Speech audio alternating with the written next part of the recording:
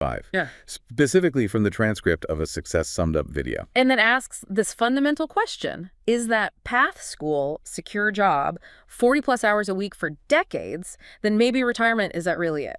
Or the only way? Exactly. This audiobook really challenges that.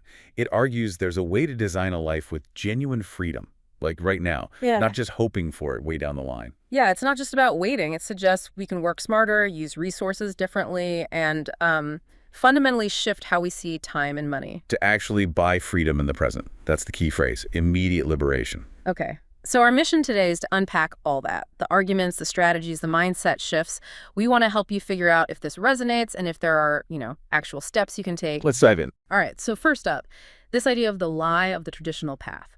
What's the core argument there? Well, it starts by laying out that familiar story. Education, stable job, grind it out for 40 years, hope for a decent retirement. We all know it. Right, the standard playbook. Yeah. But the audiobook calls this, what? Survival. Yeah, exactly. It labels it survival, not real success or freedom, which is pretty blunt. Definitely makes you stop and think. So the central question becomes, what if there's another way? What if you could design your reality by working smarter, not just piling on more hours? The focus is really on buying that freedom now. And who's this message really for? Who are they trying to connect with? The source material points to dreamers, risk-takers, rebels, people questioning the status quo. People tired of trading their time for maybe, okay paychecks, but not much fulfillment. Anyone feeling like there has to be something more than just following the expected path. Makes sense. So a key concept they bring up early is the time trap. Can you break that down? The time trap is basically this. When you trade your time directly for money, the more you do it, the less freedom you inherently have. Right. It pushes back hard against the idea that just working harder automatically means more success. Which is deeply ingrained, isn't it? Put in the hours, get the results. But the audiobook argues that being busy isn't the same as being productive. This is where leverage comes in. That's presented as the key. Leverage. So not just more hours, but amplifying your effort. Precisely. Finding ways to multiply your results without multiplying your time input. Like instead of answering every email individually, create a system or FAQ that handles most of them. That's leverage. So it's about working strategically, and they really emphasize the value of time itself, don't they? Hugely. Time is non-renewable. It's our most valuable asset. Every hour spent on unfulfilling work is literally lost life you can't get back. That's a powerful way to frame it. And it even suggests the system itself kind of keeps people stuck in this trap. Okay, a little unsettling, but it makes you think. So how do we escape this trap? What's the proposed way out? The solution rests on 3 pillars: leverage, automation, and outsourcing. These are the tools to work smarter and earn without that direct hour for dollar link. Okay, let's unpack those. Leverage, we touched on it. Building systems that work for you. Yeah, systems that multiply your effort and can generate income even when you're not actively working. Building something that has momentum on its own. Got it. Then automation. Using technology to just eliminate repetitive, time-sucking tasks. Freeing up your brain power and your hours for stuff that actually matters. Think software, tools. Like automating email responses or social media posts. Exactly. Things like Zapier connecting different apps, streamlining workflows. Okay. And the third one, outsourcing. That's about recognizing you can't and shouldn't do everything. Hire others for tasks that don't require your unique skills so you can focus on the high-impact stuff only you can do. Delegation, essentially, but maybe on a bigger scale using freelancers or virtual assistants. Precisely. Tapping into global talent to handle specific functions. So based on this time trap idea, what are some immediate takeaways for someone listening? First, stop measuring success just by hours worked. That's a big one. Right. Then, find just one task, even a small one that you do regularly, and figure out if you can automate or outsource it. Start small. Actively look for ways to build leverage into what you do. And maybe the biggest takeaway, start taking control of your time now. Don't wait. That now part really hits home. Okay, moving on. The book introduces the freedom formula. What's the shift in thinking here? The freedom formula flips the script. Oh. Instead of asking, what job do I want? It starts with, what life do I want to live? So design the life first, then figure out how the work fits in. Exactly. Define the destination, then build the vehicle. The idea is the right income stream will emerge once you're clear on the life you want. Interesting. What are the components of this formula? 3 main parts. First, design your ideal life. And this is detailed location, experiences, how you want to feel day to day, not just the job title. Much more holistic. Okay, part 2. Part 2. Deconstruct your job to build a business. Basically, look at what you do, even if you're employed, and start thinking like an entrepreneur. How can this be systematized, automated, delegated? So viewing your current work as potential building blocks for something more autonomous. Yes, building an income engine that needs less and less of you directly involved. And the final piece? Step 3. Create passive income streams. This is framed as the ultimate key to freedom, income that flows without your constant effort. Like digital products, online courses, automated businesses, the things that earn while you sleep. Exactly that. Plant the tree once, and it bears fruit repeatedly. That's the analogy. So how does this formula, these 3 steps, lead to freedom? It unlocks freedom of choice. You're not tied to one location, one boss, one set schedule. You gain flexibility. Location independence seems like a big part of that vision. Huge. The ability to work from anywhere. The audiobook really pushes exploring how to structure things so you're not bound to an office. It also tackles the idea of job security, right? It challenges it. Yeah, it argues that relying on one job is actually less secure in the long run. True security comes from diverse income streams and control over your time. Which feels very relevant today. So actionable steps from the freedom formula. Okay, first, actually write down that ideal life. Get specific. Then, start looking. Look for remote work. Start a side hustle, even a small one. Focus on building systems and leverage. Explore automation. And begin creating passive income, even if it's tiny at first. It's about starting the motion, aligning actions with that bigger vision. Okay, let's talk money. The myth of money section. What's the myth? The myth is that just getting more money automatically equals a better, freer life. The book pushes back on that assumption. But isn't that what we're all taught? More money, more freedom. The argument is that real freedom comes from controlling your time, not just boosting your income. It makes a distinction between income money you earn actively and wealth. And wealth is? Wealth is the ability to live life on your terms with minimal active work, mainly through passive income. So chasing a higher salary could actually trap you further. It can. If you're just trading more time for more money, you might end up with less control over your life, even with a bigger paycheck. So financial freedom isn't a dollar amount in the bank. Not necessarily. It's the ability to choose how you spend your time, regardless of immediate financial needs. And the path there is mastering spending and building passive income. Okay, let's break those down. Mastering spending, what does that involve? It starts with knowing where your money goes. Then, cutting unnecessary expenses. Shifting focus from accumulating stuff to valuing experiences. Minimalism gets mentioned here. Being intentional with money, not just earning more to spend more. And building passive income strategies. Things like investing stocks, real estate, businesses, creating digital assets, books, courses, building automated business systems, basically creating things that generate income without you actively working on them constantly. Shifting from trading time to building assets. The book also warns about living for tomorrow, right? Yes, sacrificing the present for some future Cinderella moment. It really emphasizes starting to design and live parts of your dream life today. Echoes that buy freedom now idea again. Takeaways on the money myth. Shift your mindset.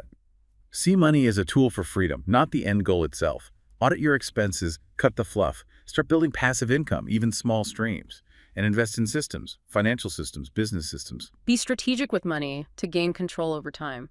Okay, but leaving a job, that's scary for most people. The book addresses this with escape velocity. It does. Tackles that fear head on. Challenges the idea you need like $1 million saved before you can even think about quitting. That's a relief for many, I bet. So what is the key then, if not a huge pile of cash? A plan. It stresses having a plan over just having a certain amount of money. It acknowledges the fears, uncertainty, failure, lack of a roadmap, and it reframes job security again, suggesting it's maybe an illusion. Real security is adaptability, multiple income streams, control over your time. Which leads to this escape velocity concept. What is that specifically? Escape velocity is the point where your income from outside your main job, side hustle, investments, whatever, consistently covers your essential monthly living expenses. So it's not about being rich. It's about your side income covering your needs. That feels way more doable. Exactly. It's the tipping point where you can break free from the 9-to-5 pull because your basics are covered elsewhere. How do you actually achieve that? First, calculate your burn rate, what you absolutely need to spend each month. Rent, food, utilities. Know that number. Okay. Then focus on building scalable side income. Income that can grow without you needing to put in proportionally more time. And lowering that burn rate makes hitting escape velocity easier, right? Absolutely. Yeah. Cutting expenses dramatically lowers the target your side income needs to reach. Be ruthless about what's truly essential. The book mentions building a cushion, but warns against using it as an excuse to delay. That's right. Having 3-6 months of expenses saved is smart, but don't let I need more savings become endless procrastination. The key is generating income that exceeds your managed expenses. And it recommends testing the waters while still employed. Strongly. Build the side hustle. Validate the idea. Gain experience and confidence before you fully rely on that income. Makes the transition much smoother. A gradual strategic shift, not a sudden leap. Key takeaways for escape velocity. Start a side hustle now. Cut expenses diligently. Save a cushion, but don't wait forever. Aim for side income covering essentials before quitting. And use automation and outsourcing to speed things up. Sounds like a practical path. Okay, so once you have that side income, the focus shifts to automate everything. Right. The goal isn't just less work. It's creating a business or income streams that run for you, even when you're not there. Building something sustainable, independent of your direct time. Systems are key, not just hours. Exactly. Systems are the foundation of wealth and freedom, according to this perspective. You build them using delegation, outsourcing, and technology. What are some good examples of things to automate? Repetitive stuff. No. Routine emails, basic customer service, social media scheduling, admin tasks. Also, email marketing funnels, sales pages, chatbots for support, accounting, invoicing. Using tech for the predictable stuff. And passive income fits into this automation picture how? It's a core part of it.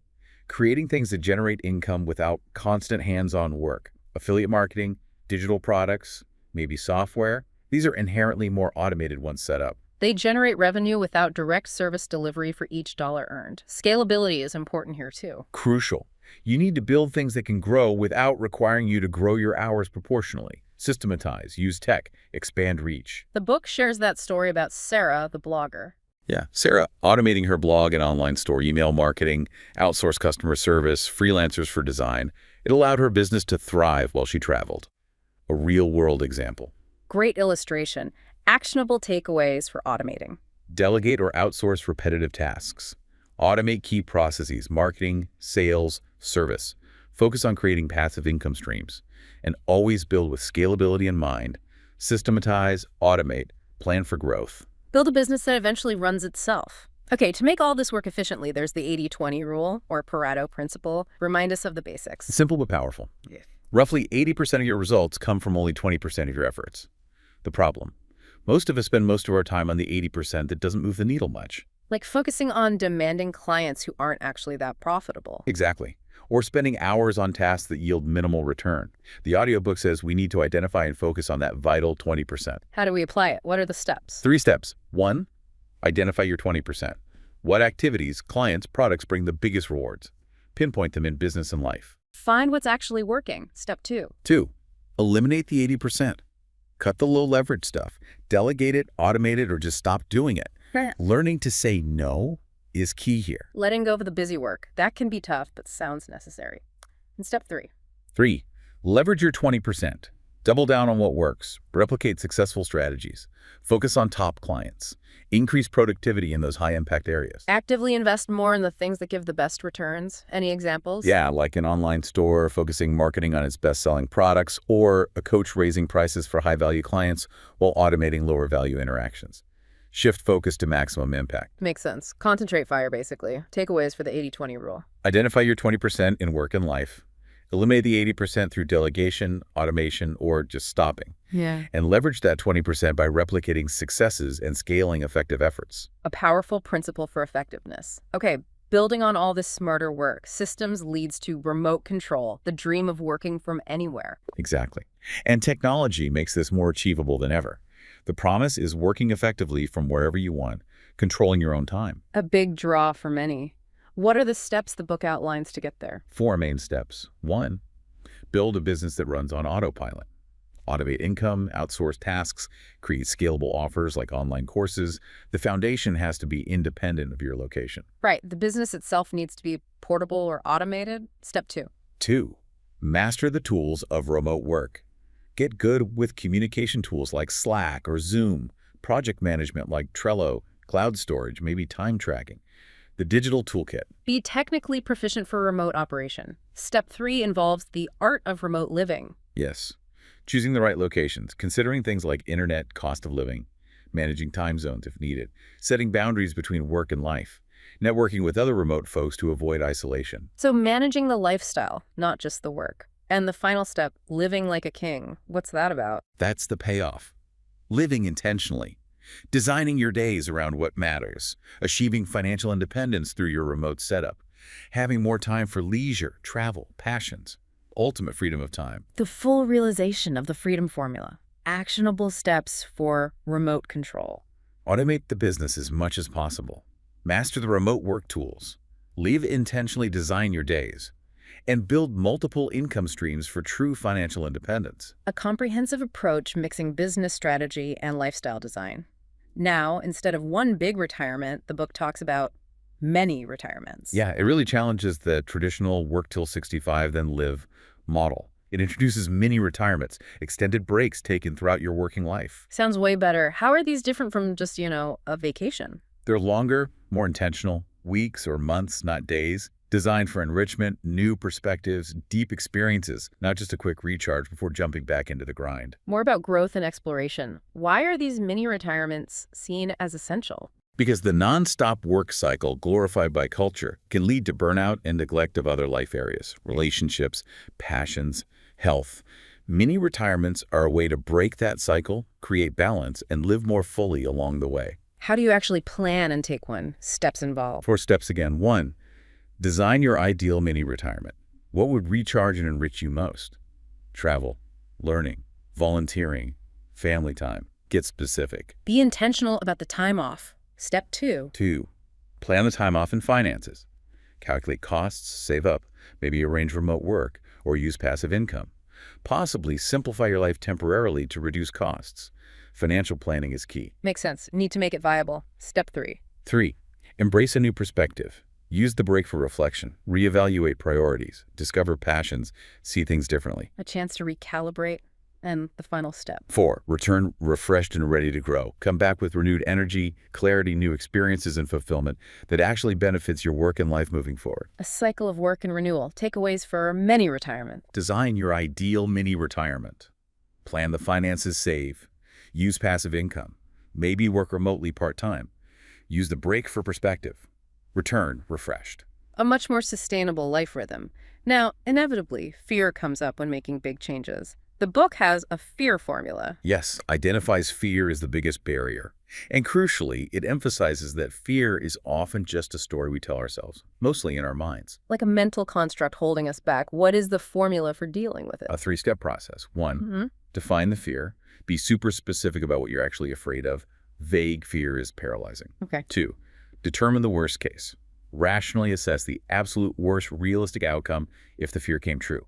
Often it's less catastrophic than we imagine. Confront the monster, see it's not so big. And 3. 3, find the solution. What could you do to recover or mitigate the damage if the worst did happen? Having a plan reduces the fear's power. So define it. Assess the real risk. Plan for recovery. Makes it manageable. How does defining the fear help? It makes it concrete. Afraid of quitting my job becomes afraid I won't cover my bills. Now you have a specific problem to solve, not just a general anxiety. Much easier to tackle. And assessing the worst case, why does that help? Because our minds exaggerate. Seeing the realistic worst case. Maybe needing a less ideal job temporarily. Losing some savings is often survivable, not world-ending. It deflates the fear. Takes the drama out of it. And finding solutions. Knowing you could recover, maybe freelance, move back home temporarily, cut costs, drastically gives you a sense of control. It makes the risk feel less like jumping off a cliff. Builds resilience. The book says action is the antidote to fear. Absolutely. Waiting makes fear bigger. Taking even a small step forward shrinks it and builds momentum. Move from dwelling to doing. Takeaways for the fear formula. Write down your specific fears. Determine the realistic worst-case scenario. Develop recovery solutions. And then take the first small action step. Practical advice for overcoming those mental roadblocks. Okay, finally, all this culminates in the 4-Hour Life Blueprint. What's the big picture here? It clarifies the 4-hour idea isn't literal. It's a blueprint for designing a life where you control the rules, your hours, your location. It's the strategic exit plan from the traditional model. The integrated framework for this alternative lifestyle. What are the steps in the blueprint? 3 steps. 1. Escape the traditional work model.